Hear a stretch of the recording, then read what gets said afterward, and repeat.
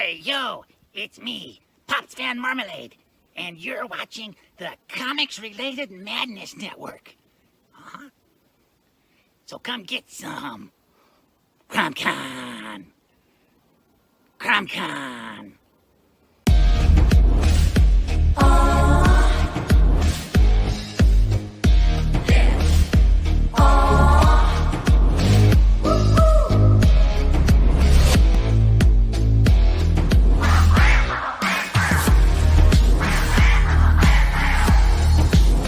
Your favorite podcast is Critical Blast.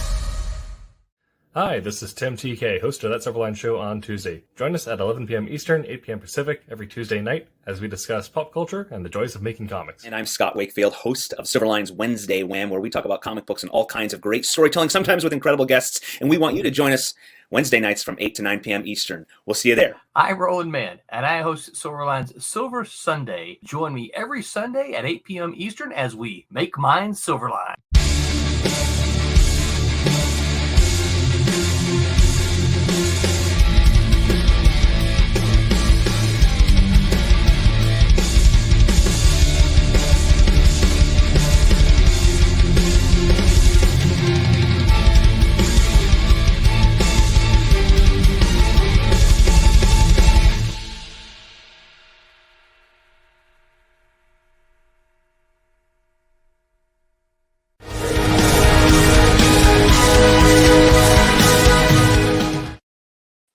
Ladies and gentlemen, it is Wednesday night. That means Silverline's Wednesday WHAM. It might be another time wherever you are on the planet or the universe, but you are welcome. I am joined by the venerable Rob Davis. I'm your host, Scott Wakefield. Hopefully we have a few other... Venerable? Yeah, does that work? Venerable is a word, right? Isn't that short for old? Well, okay. I meant it as long venerable. for old. Old is short and venerable is a long word. What am I saying? If you want to read into what I'm saying, I meant venerable. I'm happy to be here. My name is Scott Wakefield. I will not describe myself as venerable for a few more years. And we are talking dialogue tonight, so I'll be having a dialogue with Rob Davis. We start a little dialogue between us. Wednesday WHAM. As a writer, I like, because I can't draw, so I can't really talk about that. I can talk about what I like. And Rob has read books and seen movies, and I know that. And he's worked on a few comics, one or two, and he's seen some good and bad dialogue. So that is the conversation tonight. Good, bad, what makes great dialogue in books, movies, comics? I love dialogue. I can't say that I'm any good at it. I like to use it, though. Perhaps I stink at it. and it's just awful. But I really like what dialogue can do as far as smashing a lot of stuff together in one place. But we don't need to roll right into the details. I want to self-promote myself to be redundant. Folks out there on all of our social media locations, you should find the link to our upcoming Kickstarter campaign. It is 2 comics together, and they work out perfectly. They're both issues number 2. The other being Beyond the Stars by Ron Fortier, likewise venerable. Ron Fortier with my old pal. Yes, Rob and Ron do tons of work together, and if you haven't read Beyond the Stars number 1, you got to grab it. SilverlineComics.com, across the top, buy comics, purchase comics, something like that, or go to IndiePlanet.com and you can order Beyond the Stars number 1 by Ron Fortier, and likewise, Steam Patriots number 2 is coming out. Yes, Rob, did you have a point? I was just saying, you can also, if you go to that the Kickstarter, you can also buy back issues of all sorts of things. Yes, I thought I'd point that out as well. Yes. Go to that Kickstarter, support this book, but you can also buy all this other stuff that's come out from Silverline. I think you scroll down to the bottom and it lists all the stuff that can be added on. Yes, and one of those is Beyond the Stars 1. And another one is Steam Patriots number 1, which I have read and give a thank you enthusiastic very much. Thank 2 you very thumbs much. Up for. I've seen bits and pieces of number 2, and I can't wait to see the Very whole exciting. thing now. Yeah, thank you. So the idea is either go to Kickstarter.com and search Silverline Comics. or you can go to the Silverline socials. You can go to steampatriots.us, and there's a link to get notified. And you're not committing to anything. We just want you to click get notified, because April 11th, the launch will happen. You'll get an email to say it's ready, back this campaign. And so especially those of you who have read numbers 1 of those comics, we really, really want you to keep the story going.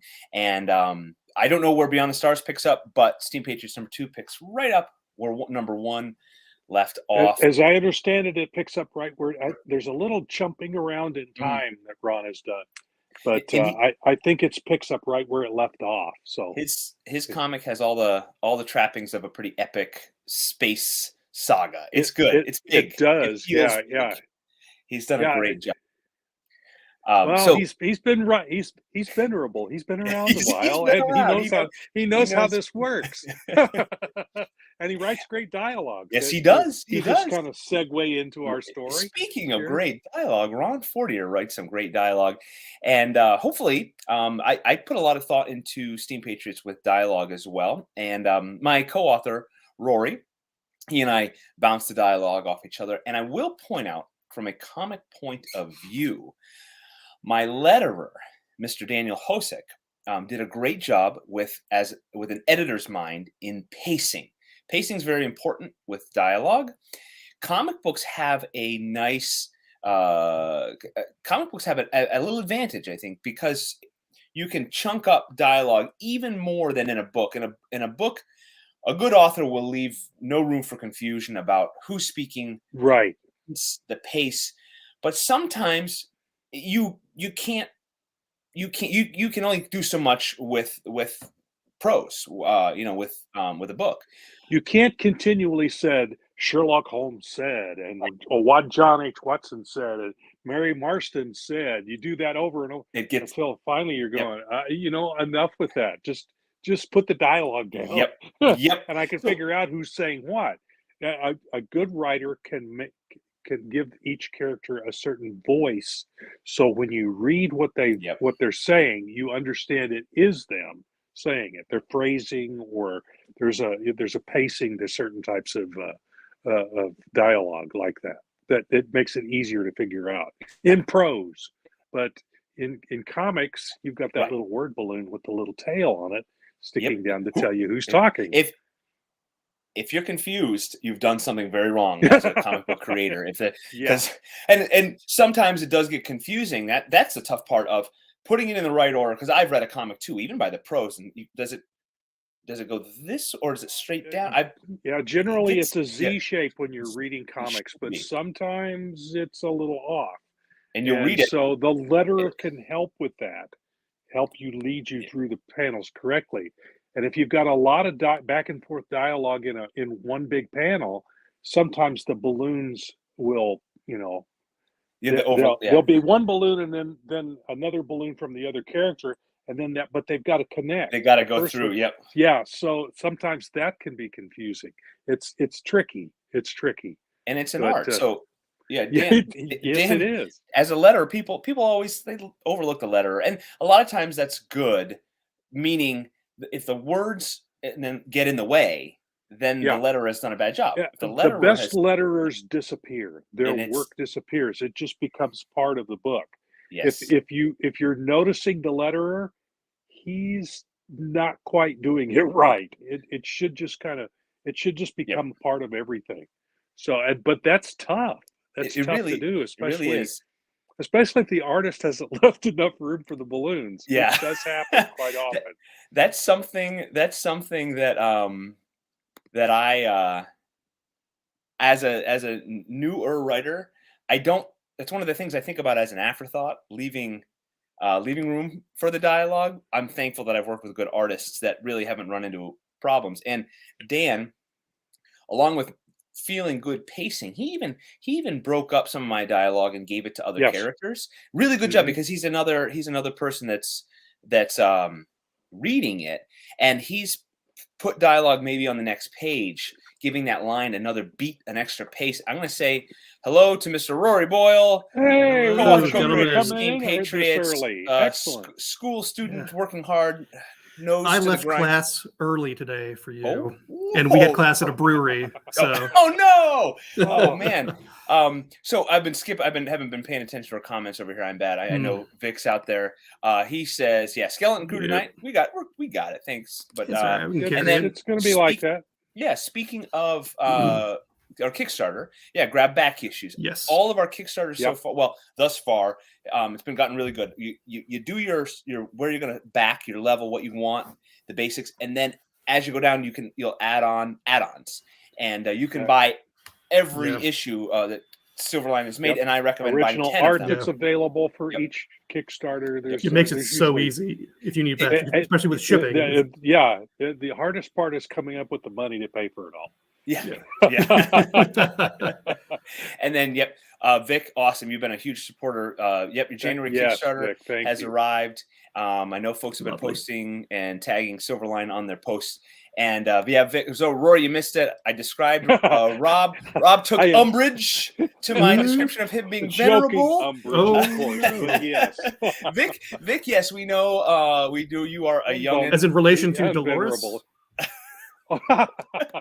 Dolores Umbridge, isn't she the? Yes, that's good. That's good. A Harry Potter reference there. And then, so confusing dialogue. I would like Vic. Go ahead and elaborate. Expose on that. Yeah. What? Expose on exposition? that? Expose on that? Give us your thoughts, Rory. We're talking. We rolled right into comic book dialogue, and I mentioned how you and I we would read ours out loud, and you usually read my dialogue and be like, "Wait, who? Why is he? That doesn't." What? I'm like, it makes perfect sense to me. So you'd read it, but then when Dan, our letterer and editor, did a pass through, he improved it even more. He was able to trim a little. He's good. He's really good. He had the editor's mind when doing the dialogue, as he helped with the pacing. We would, not until you see it. It helps when you see it in a comic book. You want chunk, and it's the visual flow with it. Yep. Mm-hmm. Yep. Yeah. And we compared it to prose, which prose can be. I was gonna say that. Yeah, prose has its limits. Now, in a good author, and Rob, you were starting to say too, having the said is not dead. I know. I think it was a thing of the 90s. I mean, too. it's good to use at the beginning of dialogue back and forth, but using it every single time becomes very tiring. Yes, it gets it's best not to do that. Yeah. It's just and like I was saying earlier, some writers are very, very good about giving each character their own voice. Yeah. So when you read what they say, Cormac you know McCarthy. it's them speaking because they have a certain, like I was saying, they have certain pacing to how they talk. Yep. Or some people speak more poetically than others. So there's all some that are more going eloquent on. than others. Yeah, some yes. Some. Speaking of eloquent, Rory read my mind. Now, getting rid of dialogue tags, talk about an author that got rid of quotation marks and dialogue tags completely is, you were going to say, author of one of the greatest books ever and one of the worst books ever, Yes. The Road and No Yes. Country for Old Men. I could not read No Country for Old Men. I love No, The I couldn't. Road. That is written by Cormac McCarthy. Cormac McCarthy. Rob, if you've Amazing. ever read his books, The It's Road, so good, I'll buy it on for my you. reading list, but I haven't been reading outside the genre for quite It's a a quick. while. It's a quick read. The Road is quick. It's tough. It's a dad and a son in a post-apocalyptic world, and it's bleak. And if It's you've got great. kids, I read Lord of the Rings. The road is. But what Cormac McCarthy does, I think sometimes to his detriment, which is why I can't read No Country for Old Men. But I guess if you're a Pulitzer Prize winner, you can do whatever you want. In The Road, there's just two characters, and so it's the dad and his son. And a lot of times they'll be like, "You okay?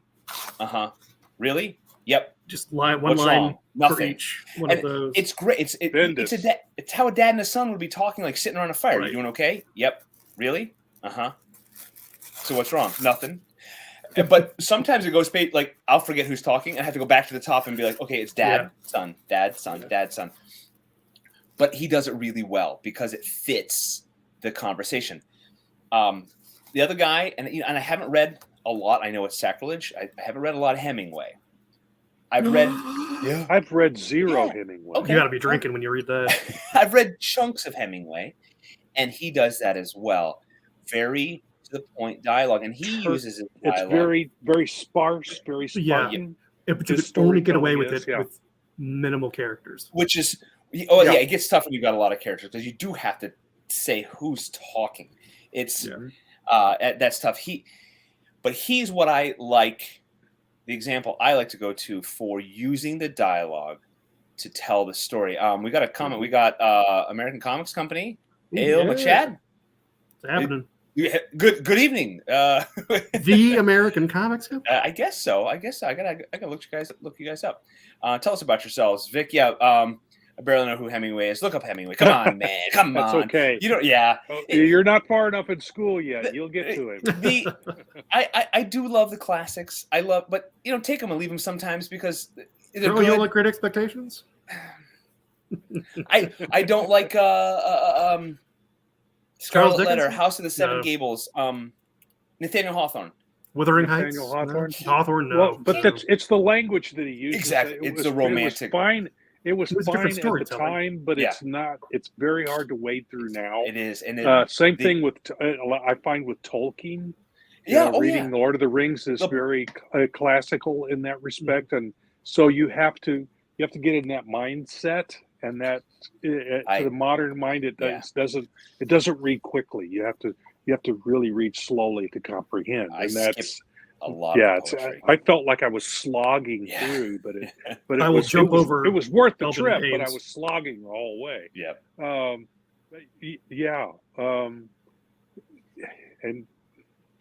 let you go on.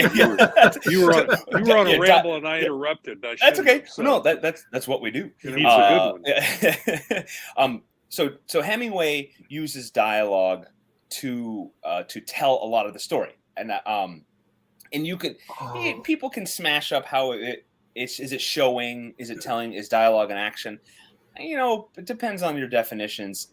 I like dialogue to fill in what a lot of prose and narrative can do. If you can be concise about it. Yeah. Let me go through. Especially in comics, it needs to be very concise. Right. You don't want to overwhelm any panel with a lot of words. Right.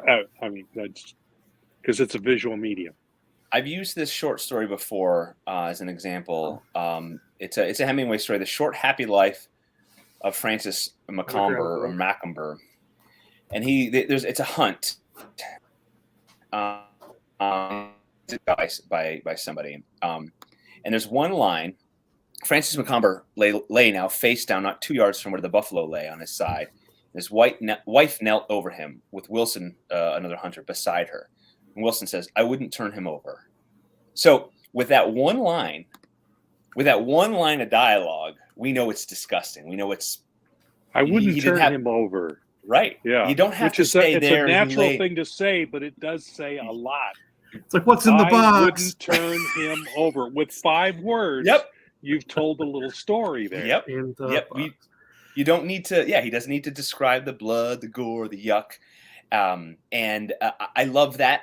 That's something I strive as a writer to be good at. So can I find either that one short descriptor or can dialogue do it? And a lot of times dialogue can. But that's a balancing act too. With, do you want the reader's imagination to fill in the gaps, or do you want to convey something very specific to them? Like, this scene needs to look like this. Yeah. Are you saying, and you can do that with dialogue?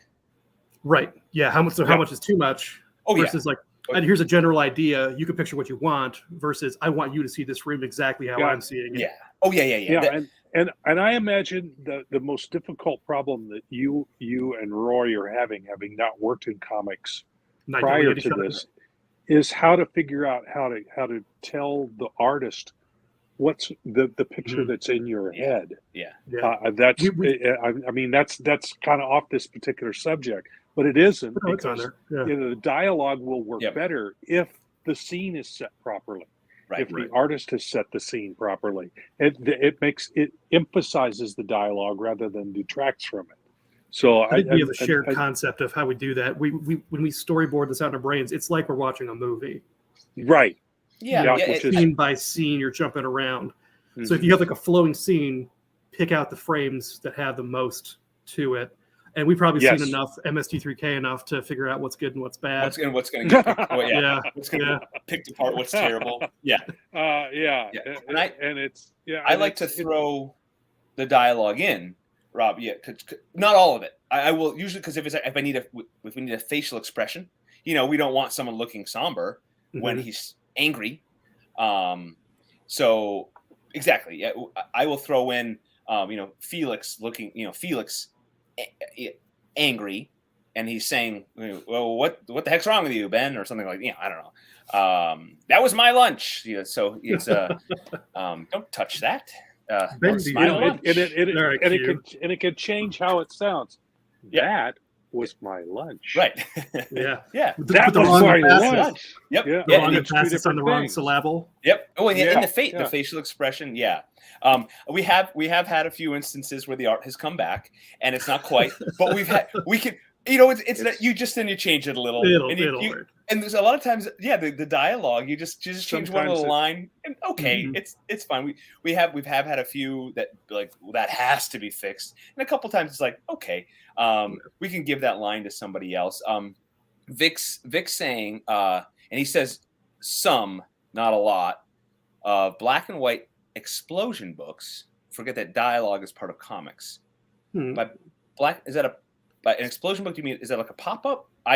Well, explosion book. I think he's talking about the 1980s explosion of black and white comics. Oh, he's I get actually it. I'm talking sorry. Yeah. historically. Yeah. Hey, for a young guy, he's got a handle on it. If that's what he's talking about, Yeah, I think that's more what he's than we talking do. about. The Teenage Mutant Ninja Turtles era, Yeah. when the black and white comic books went boom and Yeah. were everywhere.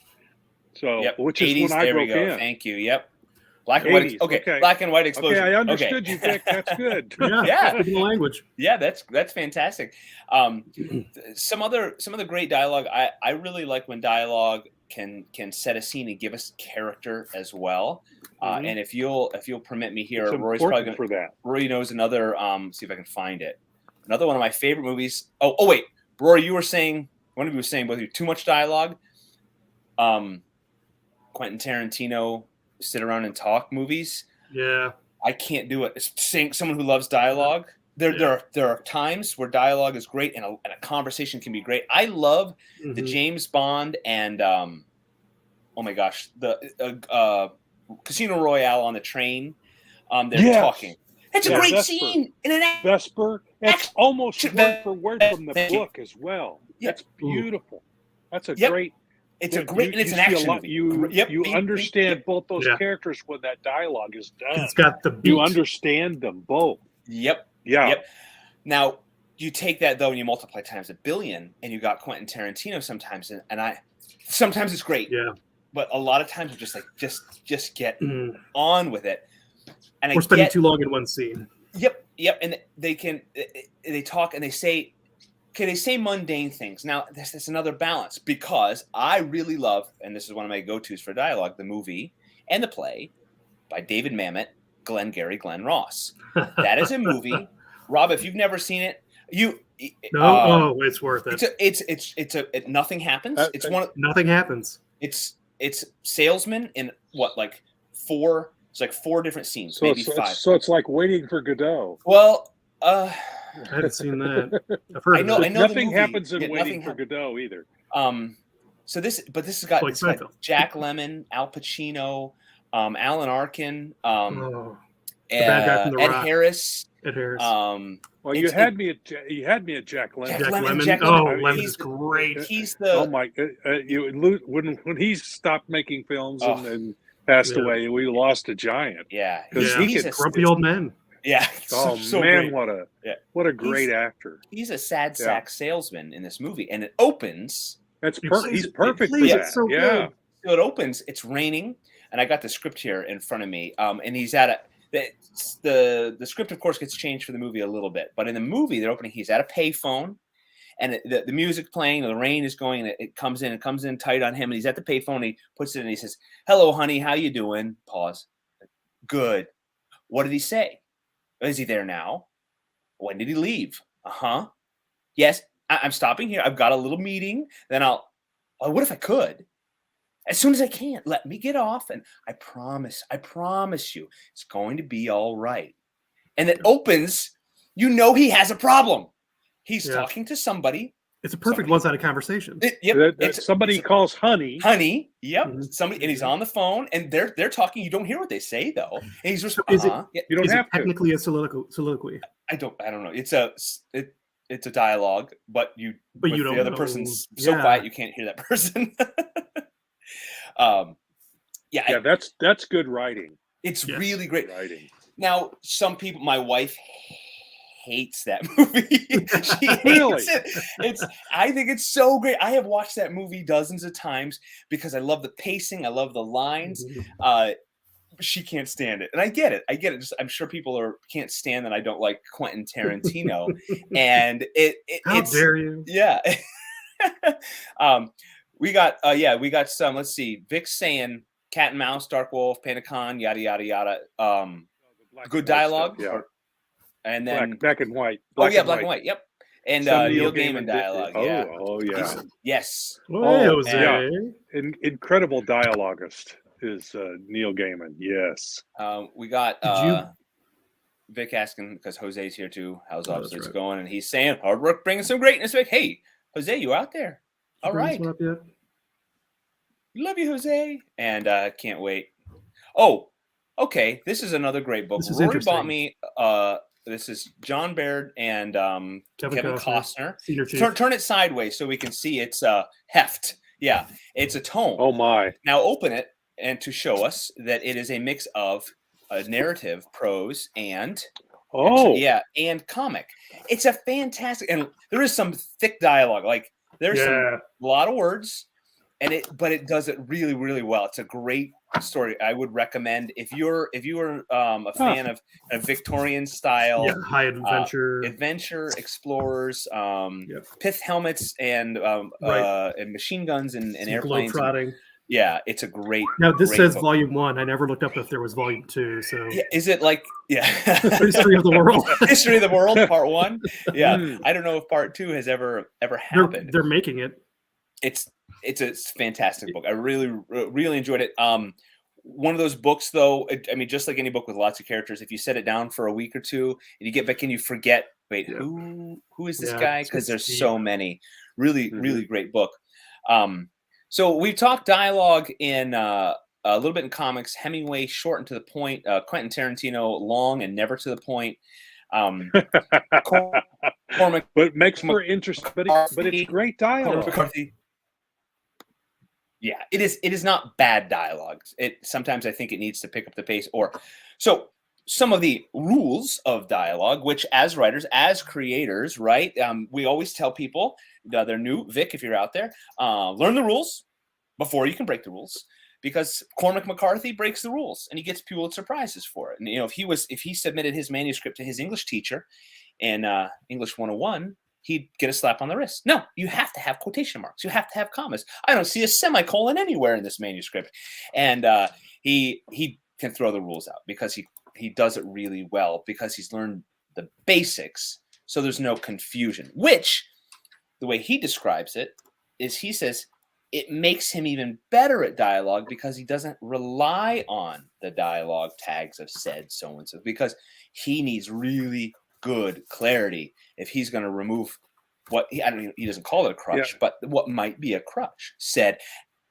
Now, thoughts on my wife was reading Harry Potter out loud to the kids while we were in the car. And I really noticed it when she was reading it out loud that J.K. Rowling would say, said so-and-so jerkily, shakily, hungrily, angrily, mistakenly. Well, it's for kids. A lot of descriptors. Yeah. And after a while, I was like, "Did you just say?" Said Ron jerkily. is that a word? Like, as in being a jerk, or being as a jerk, in... not no, like being a jerk. And fine, if you're a billionaire, that works. That works when reading it, but it doesn't work when reading it out loud. Right. Yes, that's why what you need to do when you read those kinds of stories out loud is, and like when you're reading music and playing it, you're always reading a couple of lines ahead. Yeah. Yeah. So when you're reading it out loud, you're kind of reading, you're like kind of double reading a processing. little bit ahead. So you're going, okay, well, he said it a certain way, so I will say that phrase Emphasis. that way, Yeah. and then leave out the descriptor when you're reading it out loud. Mhm. That's That's the what I best do. thing to do, because if you're reading he replied shakily.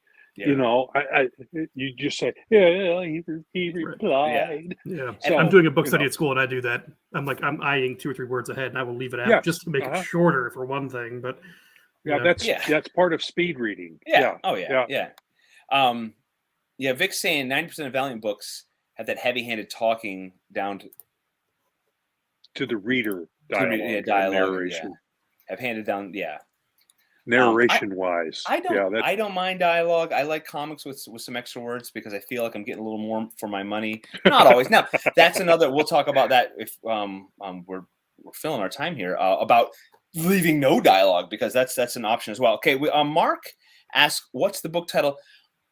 Which one, Mark? If you could clarify, because I missed when you asked that. I apologize. Which book title are we talking about? The ones for the Kickstarters, or are we talking about the book that Rory held up? Oh, that might be it. Explorers Guild. Yes. With Kevin Costner, John Baird, the Explorers Guild, really good one. And then there is no volume 2. So my Wi-Fi is my kind of. Yep, that is exactly what he sounds like, Vic. Thank you. Reading in the car. Vic could narrate you. Yeah. My wife has a skill to read out loud, and she even does it like turned sideways. I don't know how she does that, because even sitting sideways in the car. Speaking of great dialogue. Speaking of sitting sideways. Yeah, we're having a great dialogue tonight with Brent Larson. I'm Scott Wakefield filling in for. So now Pop says, Welcome "Hey, to the he's Actors late. Guild." Hey, it's okay, Pops. And yep. So Brent, if you were a tree, what kind of tree would you be? If you had to talk to Brent, you've got some good dialogue. You've written a few comics, and we know you come from a screenplays, screenwriting background. You talk good.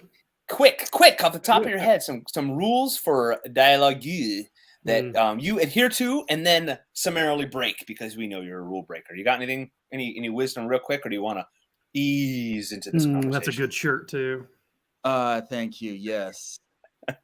That's good. Arms off. Rules for dialogue writing. I would say it's a lot like rules that I try to follow for any writing I'm doing, which is don't worry about it. Not at first. Just get it out. Just put it on the page, yeah. I like that. I talk to a lot of writers, and I do it myself. And one thing we are so keen on is trying to do it right the first time. Yeah. I fall into that. You will fail. Instead, just get it out there. And if your dialogue is horrible, then say, that's horrible dialogue. You know what Scott taught me? Write drunk, edit sober. What? Write drunk, edit sober. Write drunk. That's a Hemingway. Oh, is that Hemingway? Oh, you stole that? Okay. Yeah. Hemingway stole it from Scott. Yeah. Hemingway. As I'm shouting out my window. That works. Into the Key West night. Ernest. Yep. Six-toed cats run doing comics art as well. You don't just jump onto unless you're Jack Kirby. Yeah, you don't just jump to the page and start at the upper left and work your way down. You do thumbnails to figure out how you're going to put the page together. You don't just start right in. So you've got, and I will get to that page, that thumbnail. I do a whole book before I start it, and I'll get to a certain page, and I'll go, you know, what I've got there doesn't work as well as what's in my head now. So I'll change it. So, but you're not, don't get closed in by what you've already done. You're right. Just regurgitate it onto the page and then clean away the crap later. Yeah, don't be So, afraid yeah. to break what you've already put down. Mhm. Exactly. Yeah, That's Yes. hard. don't. That's hard. What is it? Somebody said, "Don't be afraid to kill your darlings." Oh yeah, that too. Ooh, know? yeah, that's a good one. That's probably Well said. that's a later down the line when you're really refining that Mary your Shelley? story. What's that? Was that Mary Shelley? I don't remember who said Yeah. it. It's somebody. Didn't you guys date? Thanks. Yeah, she's venerable too. This is going to be the theme tonight. Venerable. Okay. Well, I'd also Scott, say, Brett, when you you're come to writing this dialogue- late. One of the first things he said was the venerable Rob Davis is here, and I took umbrage with it. So. I love that word. It is a great umbrage. word, but I said, "What is that? Is that just short for old?" And then I corrected myself. I said, "No, venerable's a long word. Old is the short word." Yeah. When I'm writing dialogue, when I get to that stage, it's great to read it out loud. Yes. Yes. In their voices, yes. Or even to get someone else to read it. And that is Even better. So. Yeah, Because beta readers are. It's are- humbling, are number good. one. Oh yeah, you've read it. Yeah, I mean it's been in your brain. You put it down there, and that's I said. Rory will reread something, or I'll read what he's written, and my wife is a great editor. She'll be like, I think I know what you're trying to say, but Wait, don't you guys want to pick a different career? you sure you want to do this? I mean, I love. I saw Passion. there's a truck driving school. I There's see The CDL is cheap now. I drove a bus for 20 years, folks. Yeah, so Rob, I got know. the pension, so I can do whatever the hell I want now. Yep. So Smart yeah, man. You not a bad plan. We got some comments over here. American Comics is saying, "Hey, Pops, always great to see you, man." Hi, Pops. Yes, it is great to see Pops. And let's see, Jose. I'm clicking. I'm a huge fan of noir crime movies and books. So a lot of narration, inner character monologues are great. Yeah. It fits. It fits, and That's fun. that is fun. I like the insight in the mind of the character. There is something that. When did it go away? When was it not in vogue to get rid of a narrator or the inner monologue or thought balloons? Those have pretty much disappeared in the comic book world. They've been replaced by captions, which is just the thought balloon without the bubbles going. The captions and some of the captions have gone away. Mm-hmm. Captions have been word balloons have essentially replaced captions. Yeah. They just become the captions instead of, you used to have, meanwhile, in Gotham City. Which, I wonder why. Did it just become... I think I know. Okay, go for it. Ooh, please. Yeah. Really cool thing. I frankly love captions. And frankly, I love narration. And narration is kind of frowned upon in movies and TV and all that. And there's a reason. And it's because you've got the motion picture. I mean, they should be able to tell you visually what is much better than someone just talking. Yeah. But that's why, frankly, I mean, I love comics. I've read comics all my life. And frankly, comics are almost like the last bastion of the narrator. Because, I mean, the best comic writers out there use it. And it really covers some great exposition.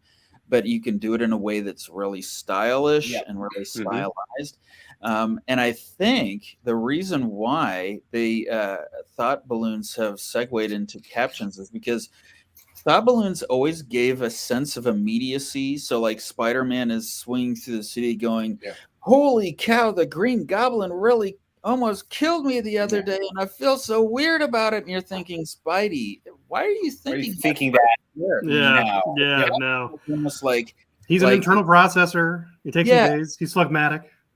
Yeah. Well, that'll get you kind of part of the way, but that's the cool thing about the caption is the caption is actually saying this isn't what he's thinking. This is who he is. Yeah. That's one of the coolest things about a caption is that makes good sense. Instruction. Yeah. Comments over here. Vic says he's abandoned many a thumbnail for more cinematic pose. Yeah. But do you keep it? Do you keep the old one just for reference or to use later? I feel like you should never get rid of anything. Just put it somewhere else and reuse it later. Sometimes what you make is total horse plot. Dialogue works that way. I don't know that art necessarily does. A certain pose, perhaps, but not a whole panel. It's like movies where using B-roll. You can totally there's the Disney side by sides of like 3 Disney movies, and it's different characters, but it's all the same dance. Oh yeah, yes. Frame by frame, they because just change it. they have the in-betweeners who have that whole sequence. Yep, and they just throw it on a light box and trace it off and redo it. Yeah.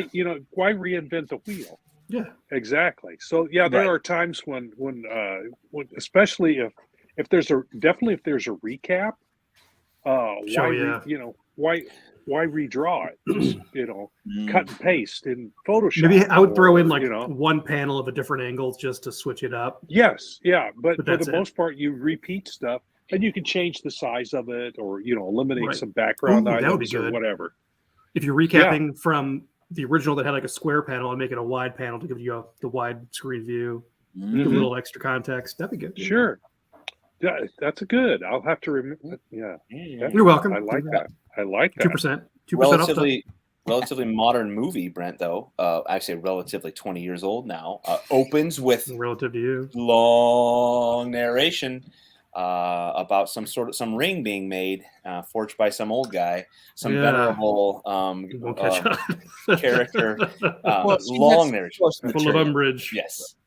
And also, like Shawshank Shawshank Redemption really used some great narration too. So there's everything isn't dead. It is just that was a short story. Yeah. I mean, the best thing about really good narration in a movie almost proves the exception to the rule. Just because or what am I trying to say? How's that? Yeah. Well, if Morgan Freeman narrates anything, it's proves the rule. Fine. Exactly. Yeah. That's what I was about to say. If you've got somebody with the voice, John Rhys Davies, and the abilities of Morgan Freeman, why are you wasting him on just dialogue? Give him some narration. That man, the voice of God. Yeah, really. Vic has some stupid dialogue because he watches Kung Fu. Yeah, Vic, I would say embrace it. And you know embrace it.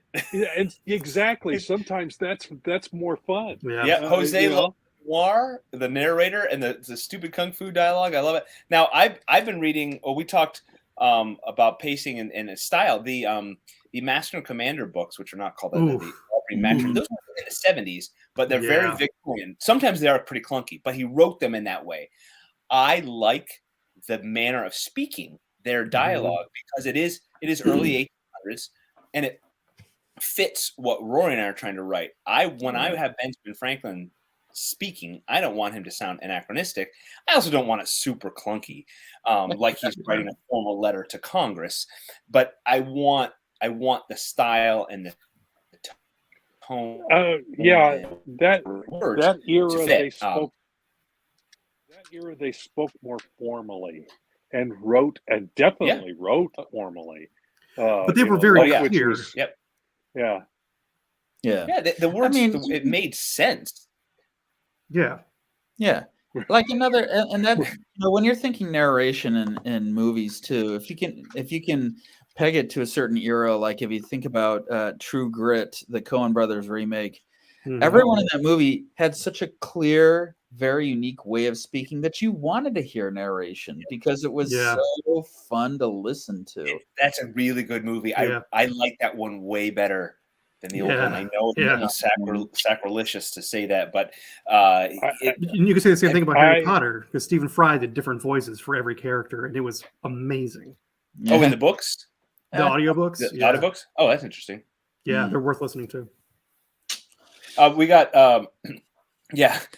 Vic says, other than comics, his influence is given a poor dialogue. It's okay. That's all right. Find some good dialogue. You'll talk gooder. Find a tone. Find if you got a character that has a way of speaking. Now, if we're talking prose, a lot of times do it. Don't get stuck on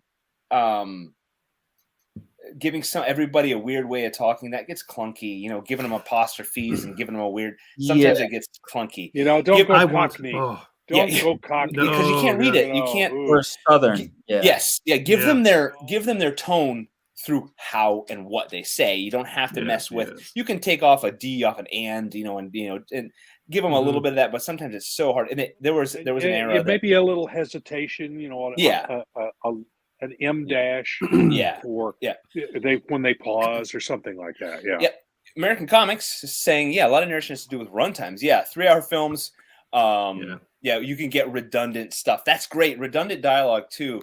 Vic's saying somebody's cheeky. I don't. One of us, and then trying to write less. I would never stop writing, Vic.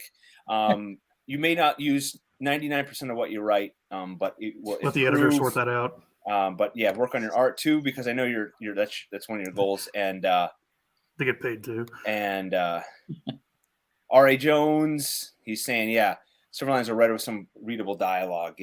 The R.A. He's good. He knows what he's doing. Knows what he's doing. Yeah, he Just really like does. Ron Fortier. That comes with experience too. Practice with writing and listening. If you have a listening mind, when I went to school to write, a lot of our assignments were actually watching movies, which was awesome. but reading with an analytical maybe mind, I'll stay in college. If I could get paid to continue to learn, I love learning, but paying attention. PhD. I know, being a professional student. That's why the opening of Glenn Ross I love. That's why I love it, because that scene sets the tones for Jack Lemmon's character, Shelley Levine, the Machine. He's you know it from the start, and I know that without the analytical mind, you can watch it just for fun. I know that you can just enjoy it, but I can do both, and listening. So his character has his tone. The Alan Arkin character has his tone. Mm-hmm. And they're all there. They're all distinct. And just any good movie. And it's almost jarring sometimes because some speak very slowly. Yep. And then some speak very fast. Yep. All the time. That is their character. Yep. And it's that's hard. That's hard to convey in text. Mm-hmm. But Rob was starting to say an M dash or an ellipsis. The ellipsis is a great I love option. the ellipsis. I love the M dash too, because sometimes I do not know what my punctuation is going to be. It's the hyphen of the M dash. I don't know what to do. Let's do a dash. But the ellipsis, if you're doing well, just like in art, where you can have things, the visual art, you can have things in the gutter, between the panels, unseen but said, but there. In dialogue, the ellipsis can leave a lot out that says a lot. You can, I saw your sister today. But an ellipsis and an M what does that dash mean? are used in different ways. And the ellipsis should be like at the end of a sentence, saying there's more to what I'm saying, but it's not being said. Yeah. Whereas an M dash comes in the middle of, say, a piece, or at the end where it's a pause. It's more than a comma. Yep. A comma is a pause. It's a contemplation. An M dash is definitely even more. It's an interruption, a point to get I have one character that I want to speak like William F. Buckley. So there's that lull. How are you going to get that mid-Atlantic accent? And I know. I just have him. I'll just get his face to look like him, and everyone will know. He's got this. His talking has this kind of pace to it. Whereas, Jack Lemmon's, almost all of Jack Lemmon's characters. It's a machine gun. Yeah. Rob, if you haven't seen Glengarry Glen, I'm sorry. That's one of my favorite movies ever. You gotta watch I'll buy it for you. I know it's highly regarded, and Jack Lemmon. I don't see many films anymore. Do you like wish steak knives? I had. Second prize, a set of steak knives. Yeah, it's such movies are so long that they take up too much time away from doing this stuff. So I like more short form stuff, like television episodes. Yeah, where people sit down and binge 5 or 6 episodes. No. I treat episodes like whiskey, like really good whiskey. You sip it.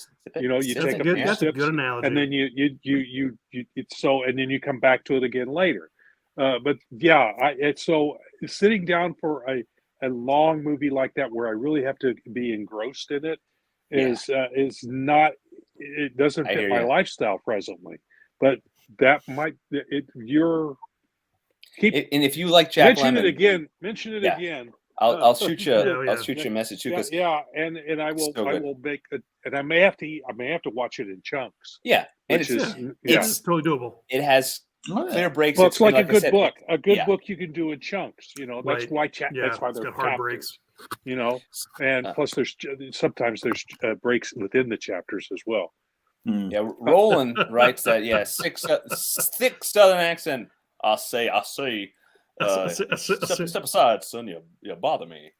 Yeah, all of it. just reading that comment was like, oh, Yeah. Yeah. my head. Oh, You can't. You can Now only imagine do a foreign audience reading it. for the Japanese, for the manga. I have a friend who married a Guatemalan, and I will run things by her. Oh. Like, does this make sense? Does this make any sense? Okay, that's smart. Oh, I love it's a language thing too. I love it, and it can be hilarious, and I love when people can laugh about it. Like English?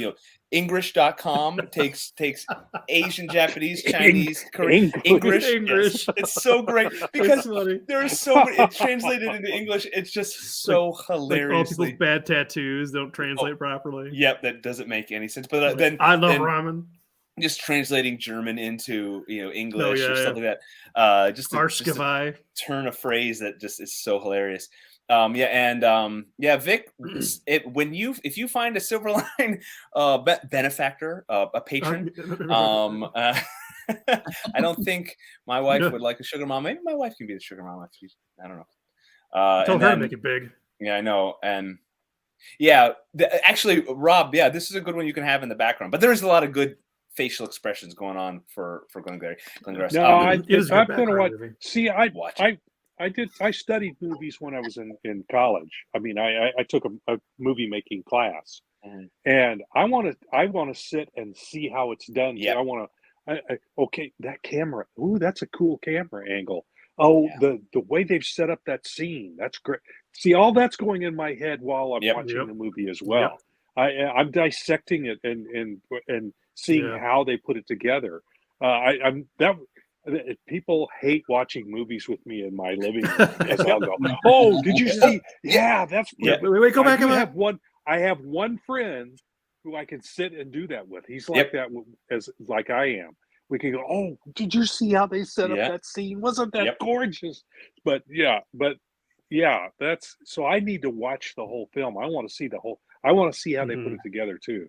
And when I'm in the studio, I used to play classical music in the background, and then my radio burned up, and I've gotten into it stopped working, and now I don't listen to anything while I'm in the studio at all. You didn't end up drawing air conducting while you drew, and then everything was in. It was the feeling that it would give to me. Like if I'm listening to Bach in the background, I'm going, that man was a genius, and it kind of inspires me to be a genius putting stuff on the page. I just think of Rob as Michael J. Fox in The Secret of My Success now. Just I'm doing it with this same I can't listen the other, I can't listen to music generally with words while I'm working. Oh yeah. I sit there like my hands poised on the computer. I can only do it if it's music I've heard many times. Yeah, that's why. If it's something I'm playing for the mood that it brings. I know it, and it's supposed to give me the mood. I can do that. But if it's do a playlist for newer music or something I'm not familiar with, I listen to it, and I'll get caught up in the words that are. I'm with you there. I get that. We should own stock in Hesperus. Oh yeah, Rory and I our colonial and it's just 18th century 1700s folk music and sea shanties playlist is about the same. And we share that. It's good stuff. There's a when you're writing Steam Patriots. An ensemble called Hesperus. They have lots of good 1700s and 1800s music. Good stuff. Tommy, hello, Mr. Floramonte. And no, we're not playing D&D. This is just too much handsome. We're gonna break the internet, guys. We gotta be careful. For the four of us in one place. Rory wins. Rory Wednesday every night. We can show, yeah, Rob, that's good. Rob's got this. Rob, stop it! Oh, ow, Yes, my eyes. Vic, Longest Johns. Yes, They're they have good. They're very great good. stuff. Great stuff. Yep. And Moby Duck. Vic says hello to Tommy Yo and face hair. Yes.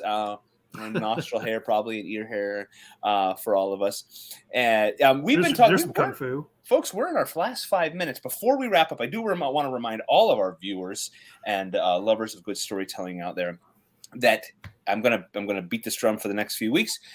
Silverline Comics on all of our socials, steampatriots.us and Steam Patriots on all of our socials. There is a link to get notified. You click on that link. It will take you to Kickstarter. You're going to give them your email address. You are not committing to anything. You are just saying, please notify me. Tell me. On April 11th of the launch of Kickstarter's Silverline's next Kickstarter campaign with 2 stories, Beyond the Stars by Ron Fortier and his crack team of comic Andre creators. Bomanis. Yes. Yes, it's awesome. And Steam Patriots #2 as well, both continuing their epic stories. Those are coming out next month on Kickstarter. We want you to get notified right now, so the moment it launches, you can back those. And if you have missed any, get in there and get those limited time items, because get in there, jump on the original. We're gonna have only be one. Limited edition stuff on Kickstarter. That's where you get all the extra goodies. That's where you are a true fan and you grab the extras. And right now on the Steam Patriots social media, Twitter, Instagram, Facebook, we are running a cover reveal contest. We have not revealed our covers. We have 3 beautiful covers coming. What we want to do is we want one of you three of you. 3, 1, 2, 3. Not one, not 2, but 3. The 3 beautiful covers are coming out. I don't count the 3. We'll give 3 of you an 11 by 17 print of one of our covers. All we ask is that you like, share, and mention/tag somebody when you share that, so that they see it, and this just to spread the word. And on our April 5th show, the plan is to announce the winners and reveal those covers a week before the launch. So we need your help, because the more eyes, the more buys. Hey, has anyone said that before? Did I just come up with something? Good. Wow! More buys. That's the problem with talking fast. You might say Copyright something Scott you've Wakefield. Hand that up to BJ. Not Ernest Hemingway. If you steal that from me, so help me. You son of a. So that's my sales pitch. Pitch, everyone. Pitch, I said. Pitch. If you all out there also like, share, subscribe, all those good things for Silverline, our growth means more and better and greater, beautiful comics and stories for all of you. Folks, we're down to the last 3 minutes. We've been talking dialogue. I love me some dialogue in all of our storytelling, movies, comic books, the good, the bad, the clunky. Star Wars has some clunky dialogue.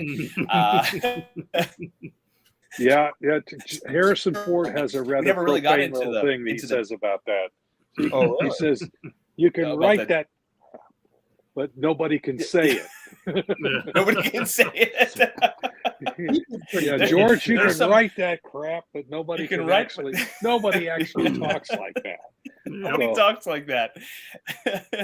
I just watched Star Trek: First Contact. That's the one of the Borg take over the Enterprise E. They travel back in time to save Zephyr McCocken. Is that where the saucer detaches? No, you get up, log off now. Go away and think about what you just said. That's Generations. The Janeway episode. That's when so Worf and Picard and Lieutenant Hawk, who is that Dum Dugan actor McDonough McDougal. McDougal. Thank you. They detach the deflector dish and it floats away, and Worf fires. He says, "Assimilate this," and he fires the bait. It's so dumb. Assimilate this. Oh, I love Worf. Oh, the great line. Great. Klingons. I guess really lost in the translation, right? Yeah. Much they lack poetry. Much more poetic in the Klingon, which Star Trek 6, which they talk about Shakespeare in the original Klingon. Yes. That's a good one too. Rory, you need to re-watch your Star Trek movies at least. My goodness, do it before next week so you stop embarrassed. I'm embarrassed for you, really. This is unacceptable. You should be. You should be embarrassed for me. we have so folks out there, stay tuned to our Silverline newsletter and so forth on our website. I know Rory has penned some beautiful, I can never point the right. Rory's penned some beautiful words for you. I've got a little missive coming out, and we would love for you to read our comic books and check out some good dialogue, some great art. And if you have questions, you can post them wherever you're watching this in the comments. We try our best to get back to you. We love the craft and the art of creating comics. That's why we're here talking dialogue, creating great stories. And that's why we do this to improve ourselves as well. We love this time together. An hour flies by. And I was just thinking that. Yeah. And oh, wait. Yeah, Vic says order Twilight Graham Teen Bill. Yeah, grab those back issues. If you can't wait, go to silverlinecomics.com or Indie Planet and order every comic. And then April 11th, mark your calendar. Our next 2 issues are coming out. The stories continue. The stories continue with extra goodies. Folks, this has been a great hour of dialoguing with all of you. And any last thoughts before we go? Before we say our line? Crickets. So you're supposed to have something good while I scroll to find the end and our end stream end Silverline. Oh wait, all right, folks, it's 9:01. We're gonna wrap up as always. Make mine a Silverline. Good night, everybody. I'm April Hunter. Make mine Silverline. All right.